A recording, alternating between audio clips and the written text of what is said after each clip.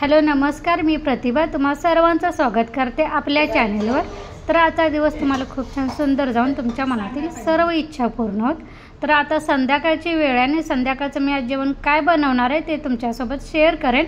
तर इथे मी पालकचं गरगट बनवणार आहे। त्यासाठी मी पालक धुवून चिरून घेतलेला आहे आणि मी काळं वाटाणे भिजत घालायचं विसरले होते। काळं वाटाण्यानं गरगट चांगलं होतं, पण ते विसरल्यामुळे मी त्याचा पर्याय म्हणून हरभऱ्याची डाळ आणि शेंगदाणा डायरेक्टच वाटीमध्ये घातलं आणि थोडंसं पाणी घालून 5 ते 7 शिट्या द्यायच्या। वाटीमध्ये पण थोडंसं पाणी घालायचं आणि पालकमध्ये पण थोडंसं पाणी घालायचं। एका बाजूला कुकर लावला आणि दुसऱ्या बाजूला मला भाजीसाठी शेंगदाण्याचा कूट संपलेला। ह्या कढईमध्ये मी भाजी बनवणार आहे। त्याच्या अगोदर म्हटलं शेंगदाणे भाजून घ्यायचा, त्यानंतर दिवा लावायचा होता देवाला, पण सकाळचा दिवा अजूनही तसाच होता, फक्त तेल संपत आलं होतं म्हणून त्यामध्ये फक्त तेल ॲड केलं आणि अगरबत्ती लावून दिवा लावला। तर शेंगदाणे भाजत आहेत तोपर्यंत मी थोडंसं कारलं आणि चपट्या घेवड्याच्या शेंगा भाजीसाठी आणायला सांगितल्या होत्या आणि हिरव्या मिरच्या पण संपलेल्या। तर हिरव्या मिरच्या वगैरे आणलेल्या त्या मला भरून ठेवायच्या होत्या। कधी पण अशी देठं काढून ठेवायच्या म्हणजे जास्त दिवस हिरव्या मिरच्या टिकून राहतात।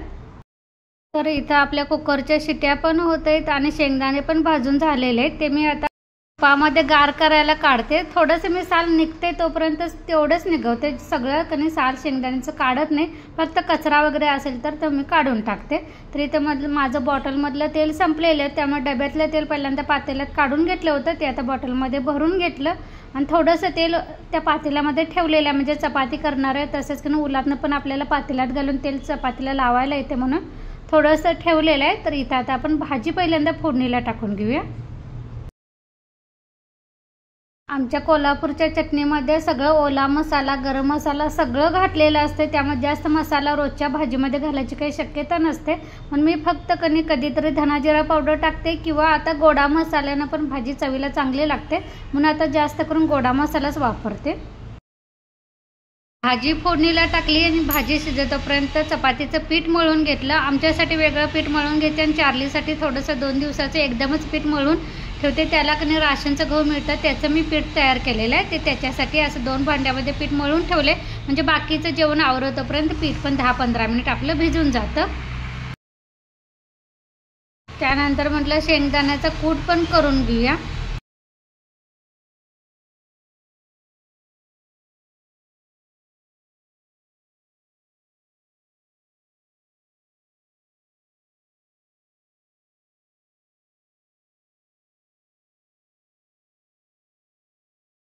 तयार केलेला कूट हातासरशीच मी डब्यामध्ये भरून ठेवला, डबा घासून ठेवला होता, कारण काय होते पावसाळ्यात थोडंसं जरी असं बाहेर ठेवलं ना तर मुंग्यांना कुठून कळतं काय म्हणतं लगेच मुंग्या लागायला चालू होतात। त्यामुळे ज्या त्या वेळेची कामं जिथली आहे तिथे ठेवलेली बरी होतात, मग नुकसान पण होत नाही। कूट भरून ठेवल्यानंतर मला गरगट फोडणीला टाकायचं होतं, त्यासाठी मला पालक थोडासा मिक्सरमध्ये बारीक करायचा होता, म्हणजे गरगट एकजीव होते। त्यासाठी कुकर थोडासा गार केला आणि मला लसूण आणि टोमॅटोची फोडणी घालणार आहे। आणि समोरच्या काकी बसायला आल्या होत्या, त्या म्हटल्या लसूण वगैरे मी साल काढून टोमॅटो वगैरे चिरून देते। त्यांनी सगळी खाली बसून मला तयारी करून दिल्यामुळे माझी कामं सोपी झालीत आणि मी पटापटा फक्त फोडणीला द्यायला चालू केलीत। हे बघा मी पालक आणि मिक्सरला आता बारीक करून घेऊया, म्हणजे एकजीव होतं, बाकीचा मसाला आपल्याला काय घालायची गरज वाटत नाही। चवीला पण चांगलं लागते, कारण माझ्याकडे पालक काय जास्त नव्हता, थोडीशीच पानं होती, त्यामुळे मला असं घट्टसरपणा थोडासा हवा होता, यासाठी मी बारीक केलेले। ह्या गरगटामध्ये जास्त मसाले घालत बसायचं नाही, अगदी साध्या पद्धतीनं करायचं, म्हणजे गरगट चवीला पण लागते।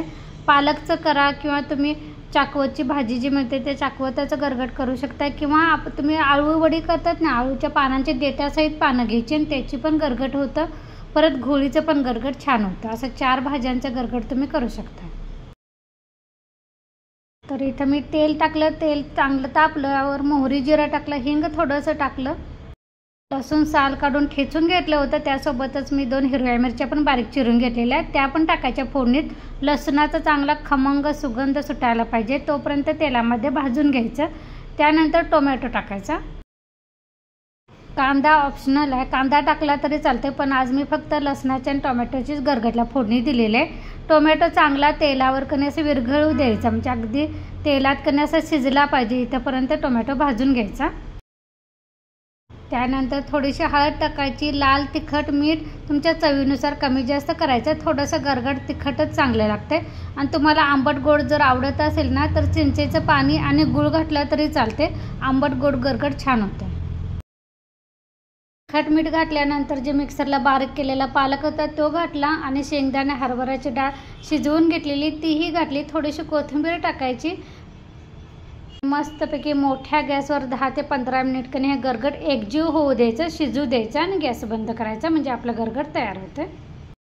त्यानंतर इथे मला आज आमरस पण करायचा होता. त्यासाठी मी आंब्याची साल काढून कधी काकींच्याकडे दिलेली आहे, साल काढून द्या म्हणून.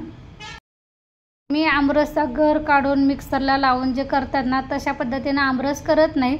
मी काय करते, पहिल्यांदा डेटाची जी बाजू असते ती काढायची, साल काढायचं आणि आपलं पुरण यंत्राची जी चाळण असते ना त्यामध्ये आपण कसं वाटीनं पुरण करतो तसं आंबे कणी साल काढून पुरणासारखे पुरणाच्या त्या जाळीवर कणी असं फिरवायचे, गर आपोआप खाली त्या डब्यामध्ये निघतं. मी तुम्हाला करताना दाखवते म्हणजे तुमच्या लक्षात येईल. हे केल्यानं काय होतं, मिक्सरवर जे बारीक करून असं एक बिळबिटपणा येतो ना, असा बिळबिटपणा आमरसाला ह्या पुरणाच्या चाळणीत केल्यानंतर येत नाही. तुम्ही एकदा नक्की ट्राय करून बघा माझ्या पद्धतीनं. आणि मिक्सर वगैरे लावायची पण झंझट वाचते. असं ह्या चाळणीवर असे फिरवलं ना पूर्ण कोईपर्यंत त्याचा गर निघतो. आहे खाली तुम्हाला पडलेला हा गर दाखवू. आणि ह्यात मी दूध घालत नाही आमरसात, फक्त आपली वेलची पावडर, जायफळ पावडर घालायची आणि साखर थोडीशी कमी टाकायचं. आमच्या घरचे बिना केमिकलचे आंबे असल्यामुळे साखर जास्त घालावी लागत नाही. साखर विरघळेपर्यंत चमच्यानं ढवळायचं, त्यानंतर फ्रीजमध्ये ठेवायचं, म्हणजे गार आमरस कणी खायला छान वाटतो. त्यानंतर इथे माझ्या चपात्या झालेले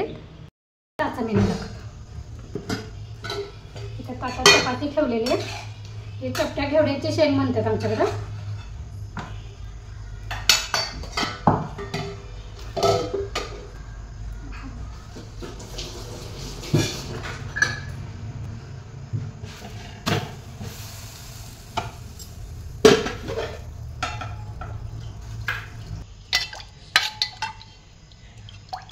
हे पालकचं गरगट आणि हा मगाशी केलेला आमरस.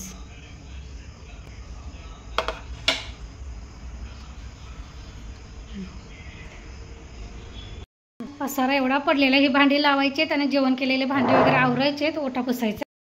चला यासोबतच आजचा संध्याकाळचा व्लॉग इथेच बंद करते. पुन्हा भेटू नवीन व्लॉगमध्ये. तोपर्यंत धन्यवाद.